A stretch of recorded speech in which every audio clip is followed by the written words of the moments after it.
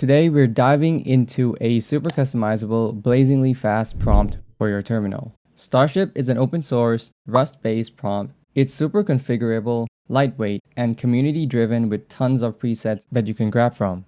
To set this up, you will first need nerd fonts. So if you don't already have nerd fonts, you can head to nerdfonts.com and download the fonts that you want to use. The installation is easy. You can either use curl for Linux or Mac, or if you want to use other alternatives, you have Homebrew and Cargo. Here, I installed it with brew install Starship. Once it's installed, you can navigate to your ZSHRC file or whatever RC file you're using. I'm using ZSH, so I'm going to export that first line to tell Starship which config file to use. As you can see, my starship.toml file is located inside the home/.config, then the Starship directory. Yours might be different, so this is where you would change the path. Also, we're going to call Starship with ZSH. So again, depending on what shell you're using. Most importantly, don't forget to source your RC file. If you did it correctly, the Starship prompt should now show up. Now we're going to jump into our starship.toml file to start configuring this. So there are three parts to this whole config, mainly the global settings, the modules, and the palettes. We're going to start by adding the timeout commands. Scan timeout tells Starship how long it should spend checking the current folder for things like Git repos, language files, packages files, and other project indicators. Command timeout controls how long Starship will wait for commands it runs behind the scene, such as commands used by certain modules or any custom modules that we will eventually create in our config. This next line is not actually necessary. It's just a schema.json for your code editor like Z or VS Code. So it gives you autocomplete and error checking when editing the starship.toml file in those editors. If we take a look at our Starship prompt right now, it is actually not perfect. You might have noticed the spacing that we have on top of the prompt. Starship comes with the add new line character set to true. This option just adds a blank line before your next command. So I'm going to go ahead and set the add new line to false. If you absolutely need to have this option on, I don't think Starship is the right prompt for you because apparently there is no fix for this weird spacing for the first prompt, not that I know of at least. Next, I'm going to set follow symlinks to false. This is for cases where you have symlinks pointing to some network file systems. Those are pretty much the global settings, so now we're going to be moving on to the directory formatting. We can customize our directory by saying format as a string here. This format block is only for the left prompt. I'm going to paste my arrow icon in here, and then if we save and go and look at our prompt, it looks horrible, but that's alright. If I, for example, go back in and add, let's say, the default prompt, we can see the default prompt coming right back and our custom arrow coming at the end of that prompt. So what I'm trying to show you guys here is that it is basically customizable to a point where you can just arrange things inside this left prompt how you want to. Anyways, for the right prompt, I just used the default settings, so right format, and then just say a string with everything that's in it. And then we're going to see our left directory completely pushed to the right. This is when we can start adding things to our left prompt. For example, if I add something like directory, that should now set our prompt back to the left side. To customize the directory even further, we can simply add a directory module, which is going to allow us to add more styles to it. So I can say something like format and then put it in a string. Then we can add the path and some spacing to the path. Then we can follow with the styles. Currently, we don't have any styles yet, so it's just going to be default. Now that the spacing is looking a lot better, I'm going to go ahead and move the end prompt icon to the left. Just do that by adding line break between the directory and the character that is going to go at the end of our prompt. But line break is always set to true by default, so we can just go ahead and disable it by setting line break module and then say disable true. Then we can do the same thing for the character module. So we're going to set a custom ending symbol here for our prompt. Symbol equals to the prompt icon, and then adding these styles at the end, which we can later on assign it to a different color. This should now look a lot more complete than it did before. If I, for example, type a wrong command, then the character should change to an X in red color. For the color palettes, I'm going to go ahead and paste in all of my color palettes. Then we just set our default palette to, for example, Capuchin. Do that by adding a palette, setting it as a string, and then just adding the color palette module name into that. Now we can use these colors that we set in the palette in any module. By the way, all the configurations you see here will be in the Starship directory at my .files. Coming back to the directory, we can now go ahead and add the style. So I'm going to add style to the color. The format here is already calling the style, so this should just work. I think you get the idea now, so we're going to move a little faster. For my directory, I'm going to add a truncation length of 4. I'm pretty sure it defaults to 3. For example, if you have 4 nested directories, then you're only going to see 3 show up. When it comes to directory, you could also change your directory name into an icon by calling the directory.substitutions. I have a few ones here that are using icons instead of name. There is a username module as well. I personally don't use it, but some of you might want that.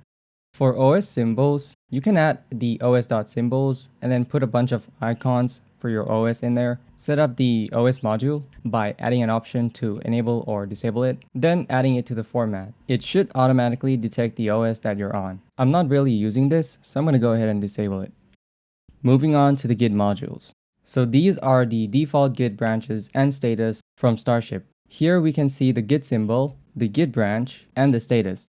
The $sign is for stash, X is for deleted files, bang is for modified files, and the last one is for untracked files. To move the Git statuses and branches to the left side of the prompt, we can simply just add a new Git module into the left format, which we can do by adding the curly braces. Notice the word custom. By adding that, we're basically telling Starship that anything under custom is a user-defined module that you can place in your prompt format. Now we can go and add this as a module so we can start customizing the Git symbols. This is going to check for the Git repo and also which URL is it coming from. This first line ensures that we are grabbing the correct Git URL.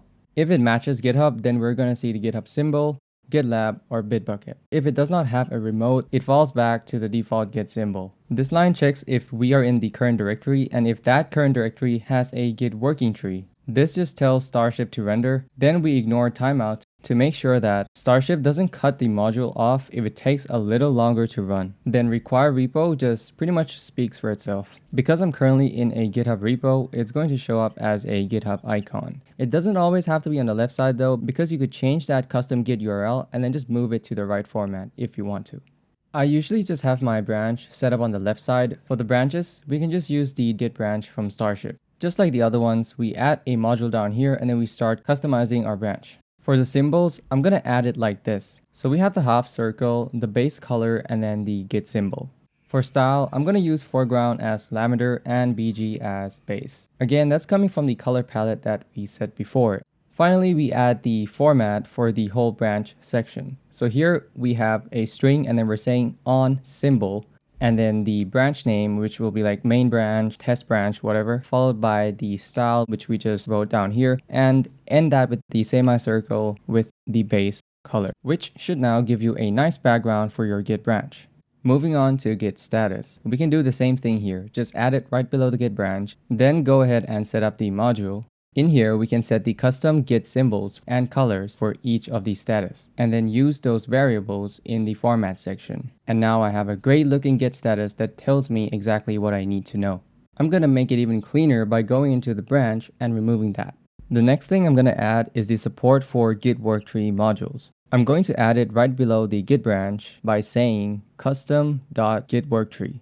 Then we can come down right below Git status, we can set up the Git worktree module. So we check if it is a Git repo, then we compare the Git path between the default common path with the current checkout path. If the path is different, then we're going to show it as a worktree symbol. If the path is not different, then nothing shows up. The rest is pretty much the same as the one we did for Git URL. So now we can go to one of our worktree directories, and when we switch to a Git worktree, we should see the symbol now working. With the left prompt complete, we can go to the right prompt. I'm going to set up the languages and tool modules for the right prompt. But first, let me give you an example on how this language thing works in Starship. For example, I'm in my project right now, and we basically have a node version of 25. This is the local node version, and some package.json, which you can see by the box there. And the reason it's showing the node version as red is because our project has a node version of 20. If I go ahead and switch my current node version to 20, then Starship starts displaying it as green. Going back to our config, I'm going to paste the configuration in. You can also set an option to trigger a certain language when certain type of files are detected. You could also add more colors to the languages if you feel like it. Anyways, most of these should just work fine without having to set anything up. If you want to disable the package from the write prompt, you can add the package module and set disable to true. Time format can also be added. Most of the time, I just have it disabled. There are also many variants of different time formats, which you can definitely go read from the docs. By the way, if you are already using Vim mode in your terminal, you can customize the symbols for when you enter Vim mode by hitting escape, and when you exit into insert, it switches back to the default symbol. In the character section, the Vim command symbol can be easily configured, so you can add your own colors and symbols here. For the rest of the color palettes, you can go ahead and grab these color palettes right from my .files if you want to. I don't think I pushed the color palettes up to the .files yet, but it should be up there by the time this video is out. Now let's take a look at some alternatives configuration that you can create with Starship. I think, for example, if we just use the line break here and enable this, then you should see line break straight away. If you want to leave a huge gap between your left format and then move your whole git to the right, you can actually use fill to do that. So anything that goes before fill is going to be on the left, and anything that comes after fill is going to be on the right side. So we won't be using the right format here. Now if we take a look, we can see those lines in the middle after using fill. We can also customize what we want it to be filled with. So we can just set up a fill module and setting the symbol to, let's say, a blank space. This should now eliminate any symbols that we see. There are so many more things that I haven't actually covered in this video. If you go read the documentation, there's actually a lot of things you can do with Starship. You can customize it as far as you like, but this is it for me. So that's my complete Starship setup. Thanks for watching. May the universe bless you. Peace.